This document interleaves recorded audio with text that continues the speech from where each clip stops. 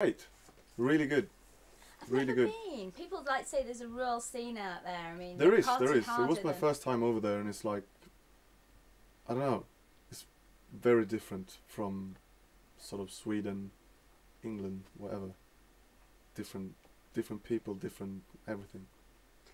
How do you work with that when you arrive sort of somewhere and you are literally walking into kind of a foreign place, you know? Do you sort of change your set or whatever you're doing or? No, I don't really. It's more. It's the same thing basically every time I play somewhere. You have to sort of feel the crowd, see what Mhm. test them a little bit. Then after a while, you sort of okay, now I know. With sort of different nationalities, is there a very different feel? I mean, you're saying like the Russian scene's very different, but I mean, can you see parallels between Sweden and London scene, or how does that work? Yeah, I mean, I think the thing with Russia is that it's like the UK 10 years ago. Okay. It's all sort of new, bubbling, people are really excited about it. And I think, well, Sweden is a little bit more like the UK, I think. We had it for a long time, but it's mainly like an R&B and hip hop kind of scene. So the dance music scene is very small, but it's very intense as well. So it's really good. I'd like to see. Have you been to China yet? No. I'd love to see what would happen Yeah, there. yeah, me That would too. be amazing. I have this little problem with flying. I hate it. So China is a bit far away to go in like a canoe or something. So I don't know. Slow boat to China. Yeah, It would be a slow boat to China. Hey, listen, it could be a good trip, you know. yeah. It's taking a few places. It's like, nice little. The idea of cruising though kind of freaks me out because that in itself is. Yeah, it's a bit scary, I think too. Yeah. Yeah, I don't like when it's really, loads of waves and windy and stuff like that. It's a bit scary. Well, lovely to hear. So, how did you get here? Train? Taxi. No, we're not here. From Russia. I went. I took the boat. No, actually, I took the train to Finland. Then from Finland, you take a ferry over to Stockholm, and then because I have friends and family, I'm from Stockholm, so I stayed there a couple of days just to rest. And then there's a train route that you can take from Stockholm to the UK. You go through Copenhagen, then Germany, Brussels, and then the Eurostar, the tunnel. Oh my God. It's not that bad actually. It's relaxing. You can turn off your phone. No one can reach you. You have your laptop. You can watch a lot of movies and read books, make some music, on your computer. I guess as well you can walk around because the thing I hate about being on a plane is you're like hemmed in. I just had to do like a flight from New York and it was not pleasant. Oh, it was okay. like right in the middle and you just can't move. But anyway. No, I know the feeling. So anyway, here with the new single. Yeah.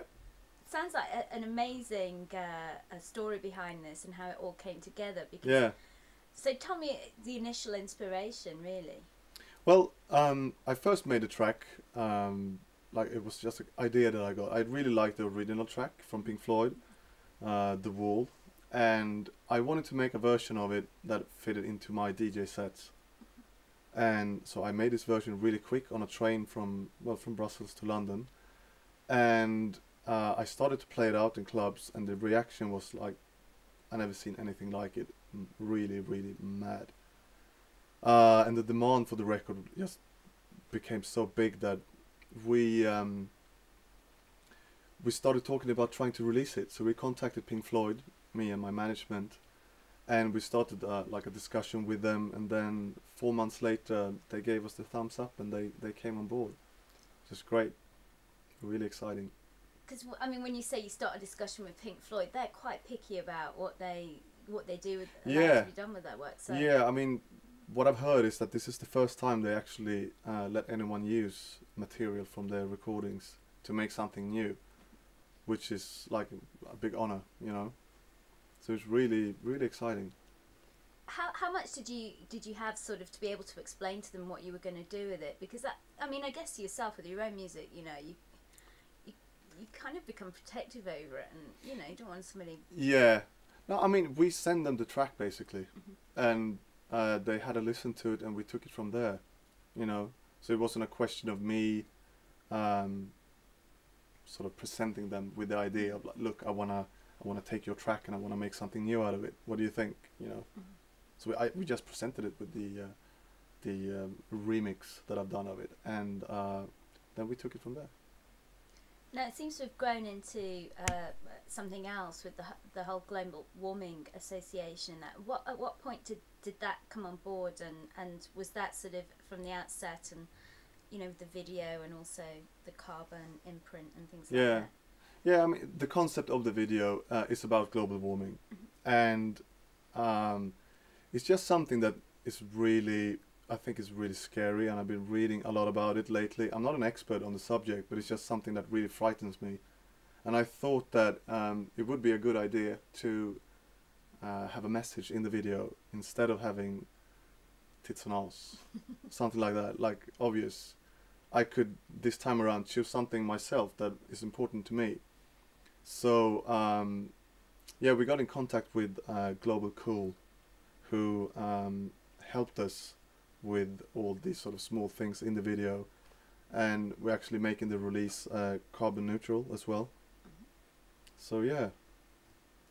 So yeah, let's talk about the message, because I mean, when you first start watching the video, I don't know about what in Sweden, but in Britain, the whole idea of the hoodies and kids running around is quite, you know, it seems quite intimidating. There's a lot of preconceived ideas about, you know, youth culture and that. So you play on that at the beginning. Yeah. I mean, the first time you see the video, Proper Education, there is a bunch of kids, like gangs, and they run around and they break into people's houses. And at first you think that, okay, they're gonna steal something, but then after a while you sort of realize that they aren't stealing anything. They are instead breaking into the house. They sort of change the light bulbs to environmentally friendly ones, sort of save energy. They take bricks and they put them in the toilet so you won't consume as much water as you would normally. They turn your heating down, turn off your telly. Those sort of small things that you can do in your house. You know, just the small things that will make a difference if everyone doesn't. And it was shot, I understand, in London. Yeah, in an estate up north. Yeah. Up north or North London? No, North London. So, yeah. I can't remember the name of it. Yeah. Because it's great. It seems to be quite a movement with the I don't know what they call it, but you know, the very gymnastic movement through the city is very current now as well. Yeah. Is it important for you that your sort of films, the visual has a contemporary feel as well? Well, I mean, not really. I think the BMX things, the stunts, and the guys who are jumping up from, you know, do this sort of all the tricks and stuff.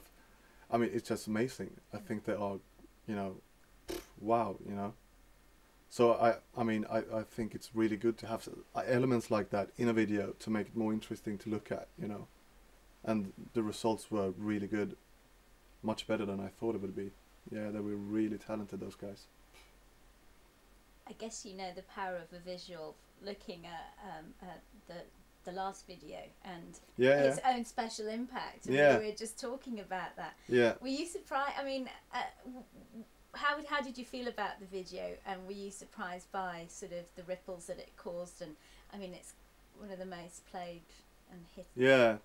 The video for Call on Me, I didn't have anything to do with, really. So I saw it when it was finished. I was in Ibiza at the time, and they sent me an MPEG file on the net. Like, there you go, Eric, there's a video. And I was just blown away by it. I'd never seen anything like it. I didn't really know if I liked it or if I hated it, you know. But then after a while, I was like, yeah, it's actually quite good. And everyone was really raving about it, and all the TV channels, they wanted to play it. And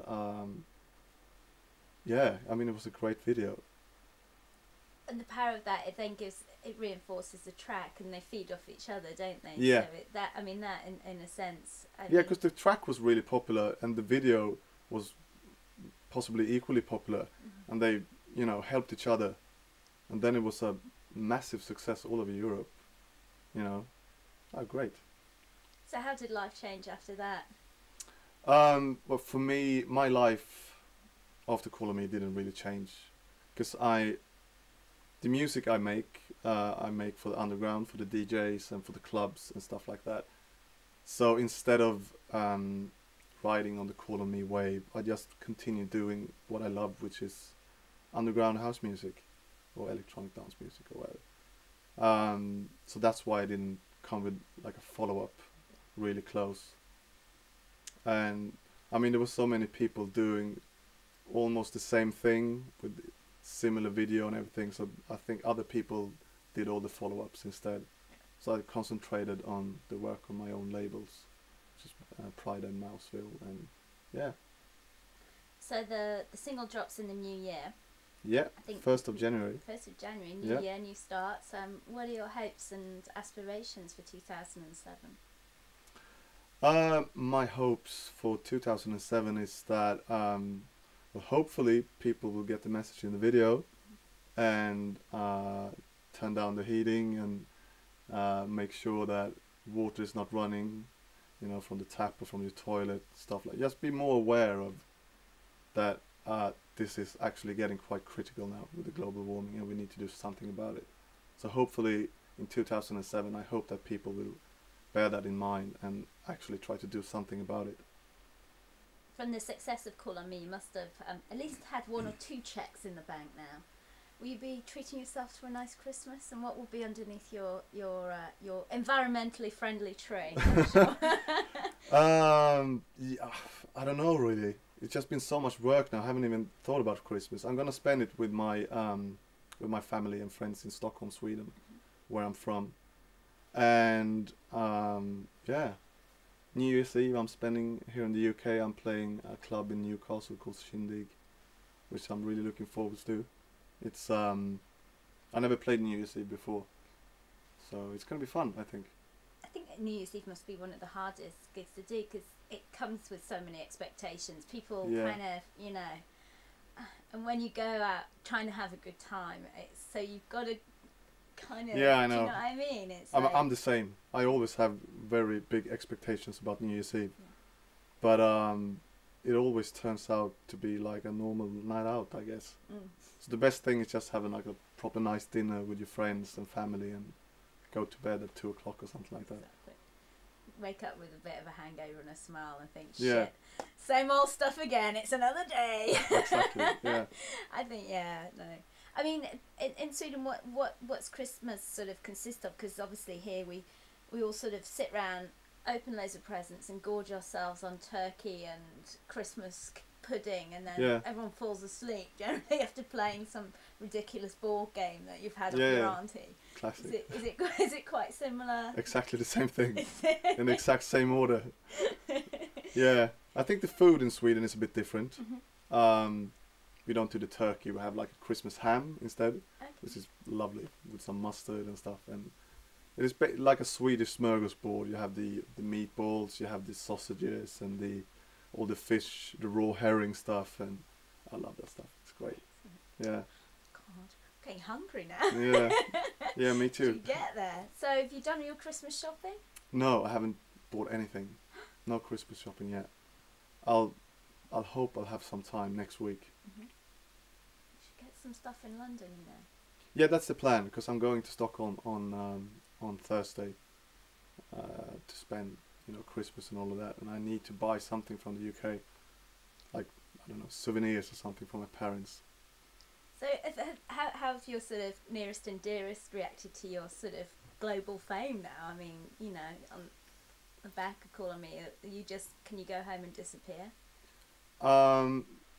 I think after the success of Call on Me, my family, like my mom and dad, they started to realize, because it was #1 in Sweden as well, and they started to see my name in the papers, and they would call me up, Eric, what's happening here, sort of thing. And I was like, I told you, I'm doing fine, you don't have to worry about me, you know. But now they know, and they're really proud, and yeah, it's great. Because I guess it's that generation thing. It's like, he does this music thing. We worry about is he going to get a house? Yeah. Is he going to... is he going to be broke? You know, it's actually, all right, you'll be getting a nice Christmas present this year. Yeah. Good. Well, it's lovely to meet you. Thank you for having me. It's nice to meet you pleasure. too. And come back in. So, I mean, are you going to sort of follow the same, I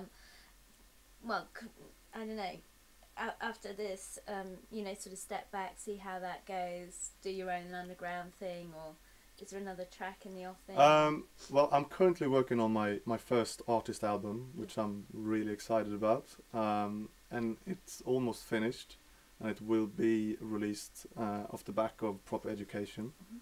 So it will be sometime early 2007. So that's the next thing you hear from Eric Prydz. So watch this space. Yeah. Excellent. Well, you'll be coming back in to plug that then. Good. We'll get to Hopefully. see you. Excellent. Thank you. And could I get you to do an ident? And it's, Yeah. hi, I'm Eric Prydz, and you're watching Entertainment Now. And if you look straight down the lens, that would be great. All right. What was the program? Entertainment Now. Entertainment Now. Right. Hi, this is Eric Prydz, and you're watching Entertainment Now. Just do one more for me. Don't look down this time. Right, okay. Yeah, it's lovely. Hi, this is Eric Prydz, and you're watching Entertainment Now. Great. Lovely.